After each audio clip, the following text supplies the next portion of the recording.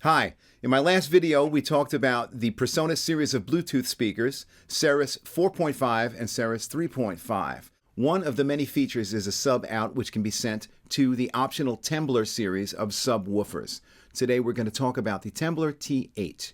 Let's start with what's in the box. Included is a power cable, a TRS 1/4 inch to 1/4 inch, these little footsie doohickey things, which I'll describe in a minute, and of course the subwoofer. And an important reminder, do not eat the silica gel. I don't know why you would buy a speaker and think that there's anything that's worth putting in your mouth. The first thing you notice when you take it out of the box is that it's sturdy, it's pretty, it's really made well.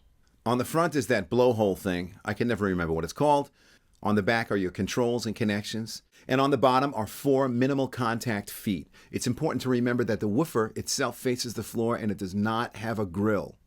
Now about those little rubber footings, they are very important, not just to keep the unit from sliding, but to reduce the amount of vibration that could transfer from the cabinet to your hard floor. So be sure to put them on the bottom of each leg. And also remember, since the woofer is facing the floor, you're going to get different response depending on the surface underneath it, whether it's a rug or a hard floor.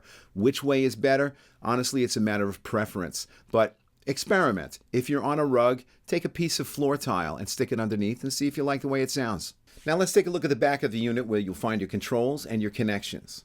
Inputs and outputs are both left-right, TRS balanced, and RCA unbalanced. There's an input gain knob which sweeps from -30 to +6 dB, and a low-pass filter knob which sweeps from 50 Hz to 130 Hz. The input gain knob is center detented at 0, and the low-pass filter knob is actually quite tight. It has a bit of resistance to it, and I think that's a good thing. You don't want to accidentally change your setting if you're back there connecting a wire or moving something around. There's a high-pass filter switch that cuts off at 80 Hz. Now, why would you want to do this? It depends on what kind of music you're listening to. Sometimes in the studio, people will bring in their rough mixes that are bad. And just as a matter of safety and as a matter of protecting your ears, you might want to cut it off at 80 Hz for that particular purpose. That's why I would use it. There's a polarity switch which can be set to 0 or 180. When would reversing polarity be important? Well, one good example is when the upper end of your subwoofer overlaps with the lower end of your regular speakers. Depending on the position of the speakers, you could get some phase cancellation in your lower mid-range. When that happens, sometimes switching the polarity can solve the problem. Now, just like the Ceres series of Bluetooth speakers, the Temblor T8 has a power saver sleep mode which kicks in after about 5 minutes of non-use. I find this very useful because I don't have to go climbing underneath my table or underneath my mixer to turn the speaker off if I'm not using it.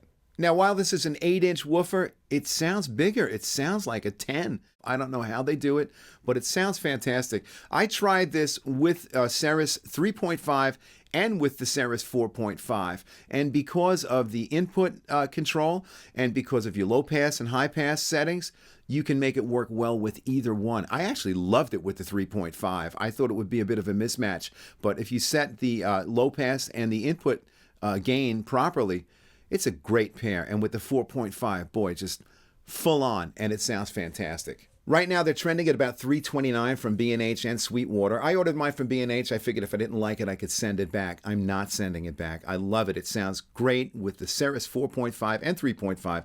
Last night, I watched a movie with the Ceres 4.5 and the Temblor T8. I'll tell you the movie. It was Tombstone. A lot of bullets flying, a lot of sound, a lot of rumble. It sounded fantastic. The Presonus Temblor T8, highly recommended. If you have any questions, please feel free to ask. And if you like what you saw, please give it a thumbs up and subscribe. Thanks for watching.